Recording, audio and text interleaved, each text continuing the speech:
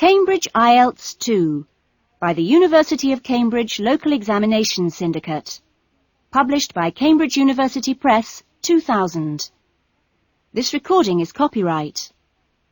Cassette 2, Side 2. Test 4. You will hear a number of different recordings, and you will have to answer questions on what you hear. There will be time for you to read the instructions and questions, and you will have a chance to check your work. All the recordings will be played once only. The test is in 4 sections.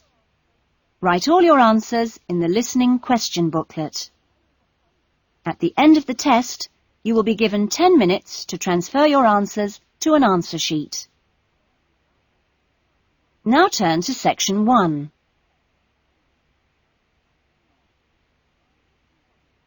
Section 1. Paul is renting an apartment. He has some problems with the property and has decided to report them to the housing agency. First, you have some time to look at questions 1 and 2.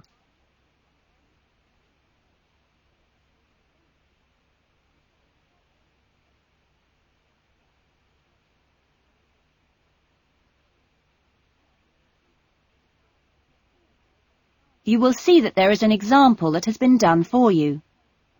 On this occasion only, the conversation relating to this will be played first. Good morning. MIC House Agency? Good morning. I'm ringing about the problems I've been having with my apartment. Yes, of course. If I can just take a few details first. What's your name? Paul Smiley. How do you spell that? Smiley. Paul's surname is Smiley, so Smiley has been written in the box. Now we shall begin. You should answer the questions as you listen, because you will not hear the recording a second time. Now listen carefully to the conversation and answer questions 1 and 2. Good morning. MIC House Agency? Good morning. I'm ringing about the problems I've been having with my apartment. Yes, of course. If I can just take a few details first. What's your name? Paul Smiley. How do you spell that? Smiley. Okay. And what's the address? Apartment 216 Rose Lane. Rose Lane. And that's in... In Newton. Oh, yes, I know the property. Could I just ask, how long is the lease? It's for 1 year. Huh? And you moved in? Last week, on 27th of June. Fine, thank you. Before the conversation continues, you have some time to look at questions 3 to 10.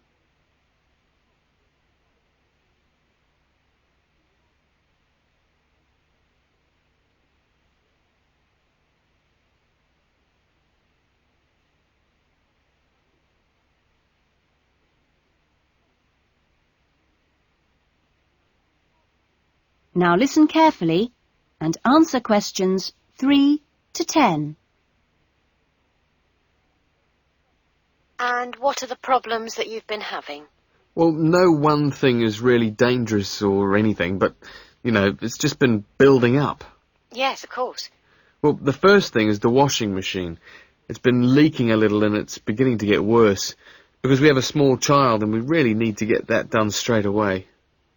Okay, that's a washing machine for immediate repair. And then there's a niggling problem with the cooker. Mm-hmm. The door's broken. Right. It's nothing serious and it can be used, but if you can send someone over in the next couple of weeks or so, that'd be great. Fine, I've got that. Then we're worried about all the windows. Are they broken? No, but there are no locks on them. And, with the insurance these days. Uh-huh. And when would you like those done? Well, that's not really urgent, but you never know when there's going to be a break-in. No. We'll get those done for you next week. Don't worry. And then there's the bathroom light. It's getting quite annoying. It flickers quite badly and it's giving me headaches. I'd really like to get that replaced right away. That's no problem. And then the last thing on the list is the kitchen curtains. They're torn. Oh, right. We do have quite a few spare ones in stock and can get those to you in the next week, if that's all right with you. Yes, that'd be fine. Anything else? No, that's all. Okay, fine. What we'll do is get someone over to you this afternoon, if you're in. Well, I'm going to be out for a short time.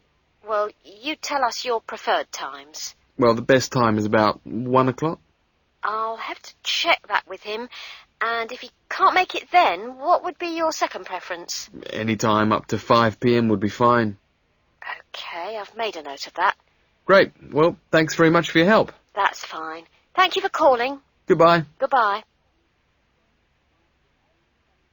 That is the end of section 1. You will now have half a minute to check your answers.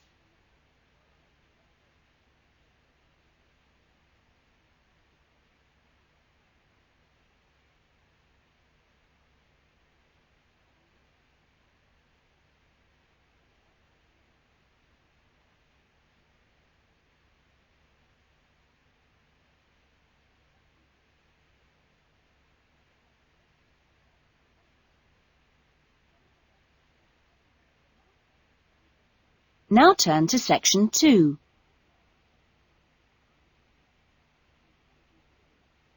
Section 2. You will hear a recreation officer at a holiday resort telling the guests about their accommodation and the activities available. First, you have some time to look at questions 11 to 15.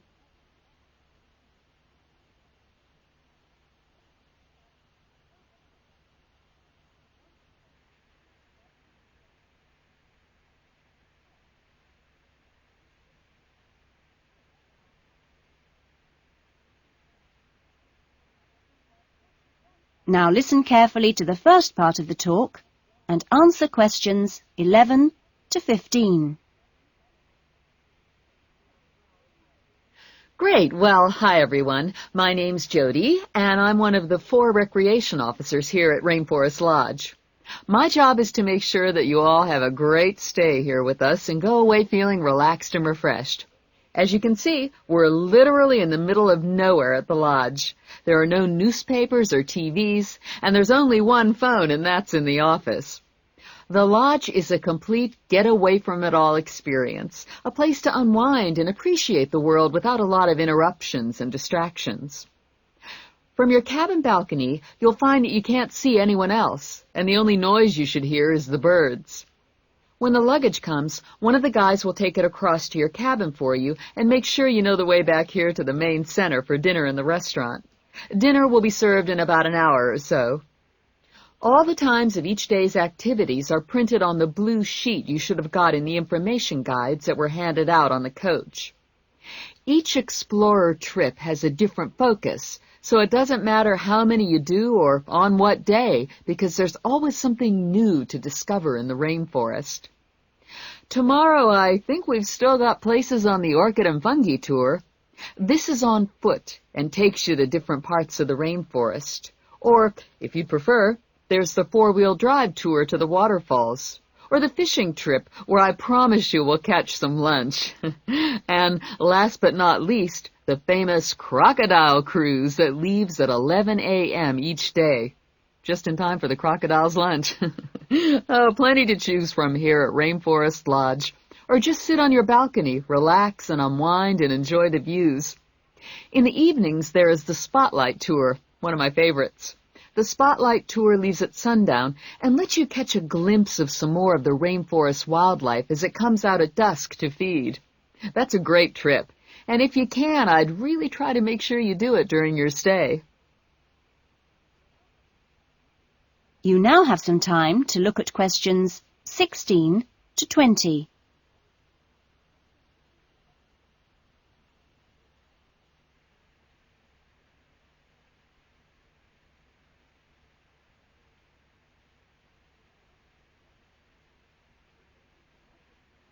Now listen to the rest of the talk and answer questions 16 to 20.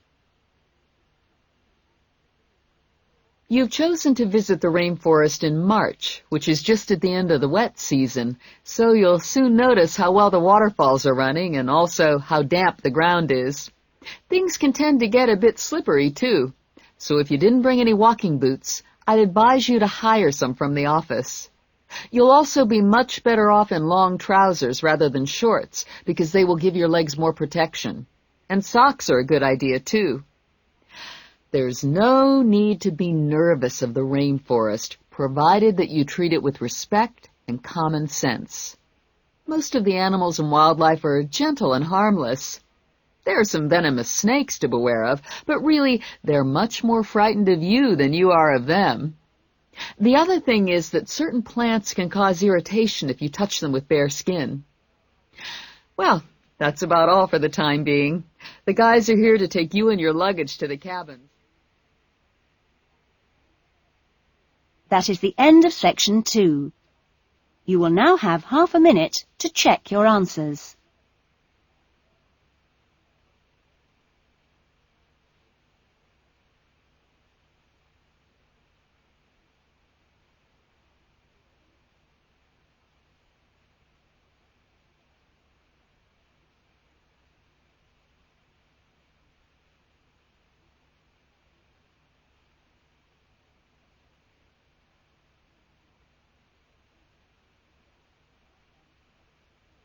Now turn to section 3.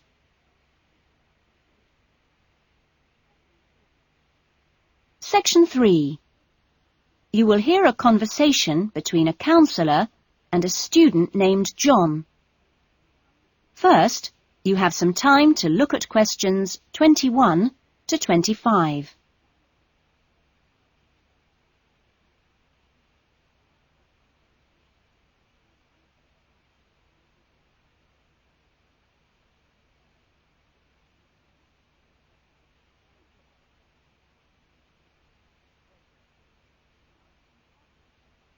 Now listen carefully to the conversation and answer questions 21 to 25. Hello, John. What can I do for you?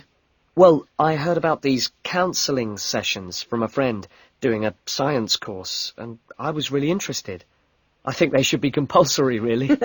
Well, to be quite honest, John, I think they would be useful for everybody, but, well, everybody has their own way of going about things. I prefer people just to drop in when they can. Yes. I find that talking to students about the requirements of a course helps to clarify what needs to be done.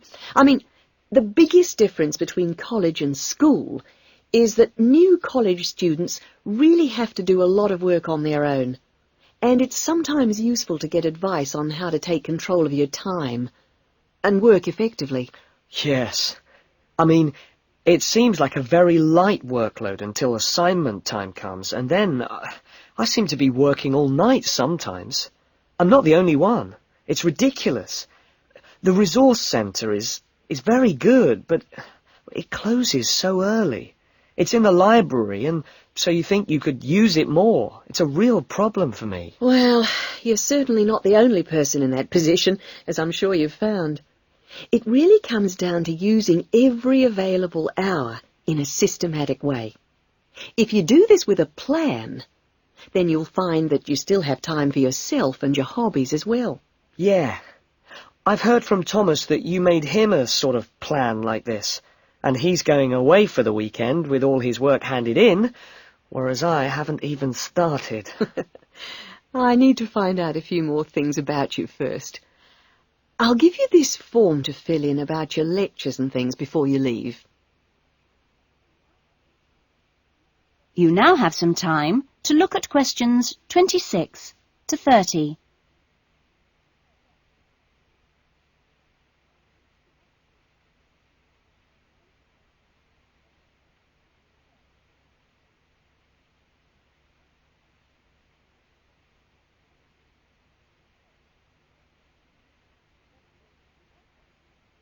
Now listen to the rest of the conversation and answer questions 26 to 30. Now, what are your main problems? Well, What most concerns me is I'm still not doing very well in my assignments. Well, I know that you plan your writing carefully, but this can come to nothing if the assignment doesn't answer the question. That really is the key. You must read the question carefully and give it a great deal of thought before you even start planning or writing your first draft. It's also vital to check your work for errors. Everybody makes them, and they can influence the person marking the work. So, always take time at the end to check what you've written. As far as listening is concerned, I find it hard to keep up sometimes in lectures, especially 2-hour ones. I sometimes just seem to go off into a dream. It's a good idea to find out from your lecturers if they mind you recording the lectures. Oh. You only need one of those small cassette recorders. Yeah. The quality is pretty good, and a second listening can really clarify things. Something else you can do is check your notes with a friend after the lecture. Yes, that's a good idea. Thanks. It's hard to do all that all the time, though, especially when there's so much reading to do. Yes. It's important, though, not to confine yourself to reading on your subject. You should also read things of general interest that appeal to you. You know, novels, newspapers, that kind of thing. Do you have a good dictionary? Not really. I've never bothered with one. It would probably be a good idea to get one. Dictionaries aren't expensive, and they can help a lot. Also, you can underline or highlight new words, and then you've got a... That is the end of section 3. You will now have half a minute to check your answers.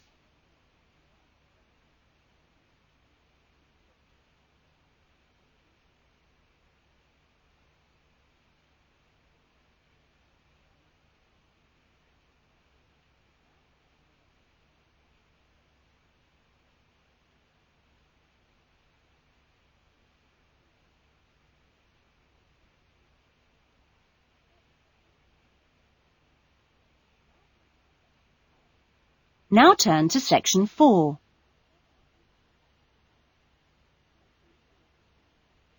Section 4. You will hear a student talking about his research project in a university tutorial. First, you have some time to look at questions 31 to 40.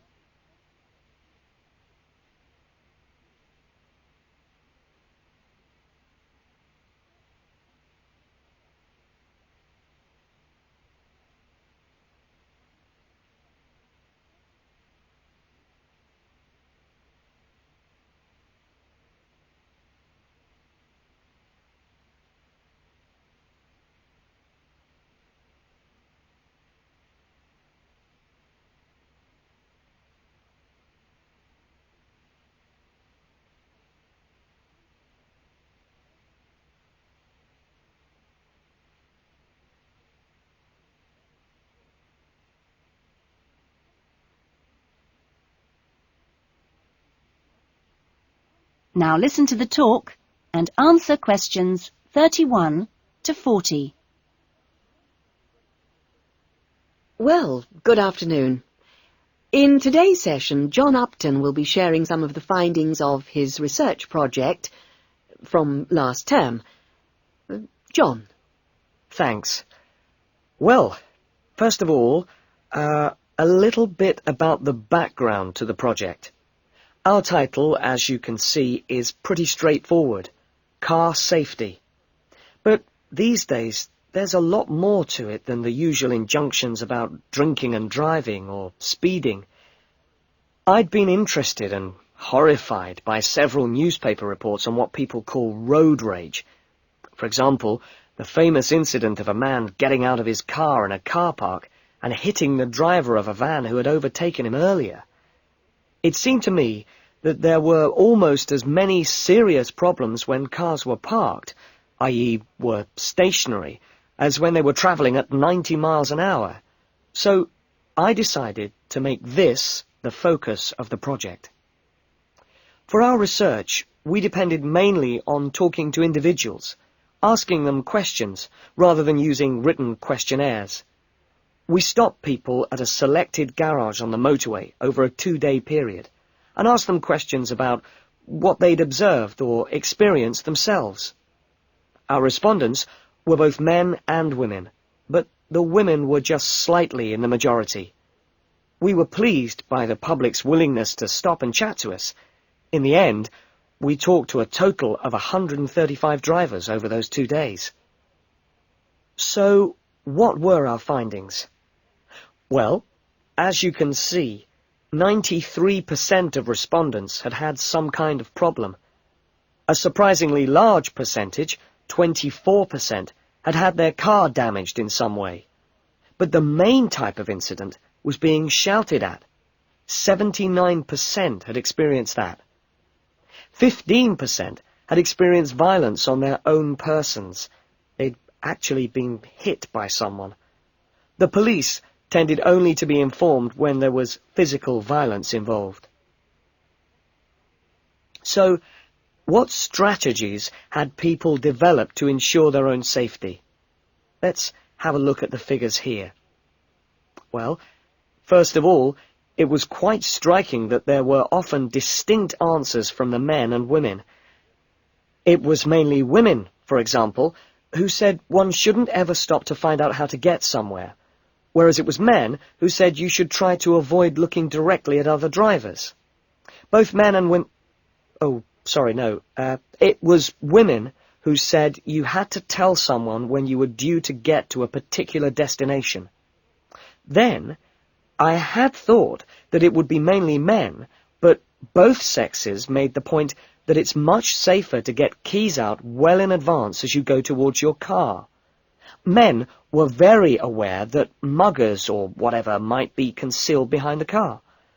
They also made the point that you should leave plenty of room when you park your car, so you can make a quick getaway if you need to. Finally, locking doors at all times. Men didn't think it was quite as important as women, but both gave it a high safety rating. When we asked them what they thought the best improvements had been in the last 5 years in helping with road rage problems... That is the end of section 4.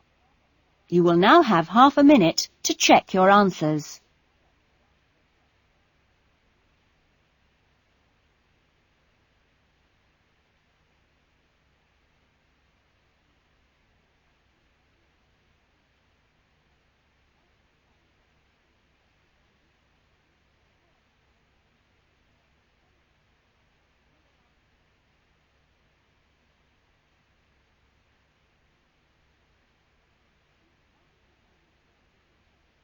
That is the end of the listening test. In the IELTS test, you would now have 10 minutes to transfer your answers to the listening answer sheet. That is the end of side 2.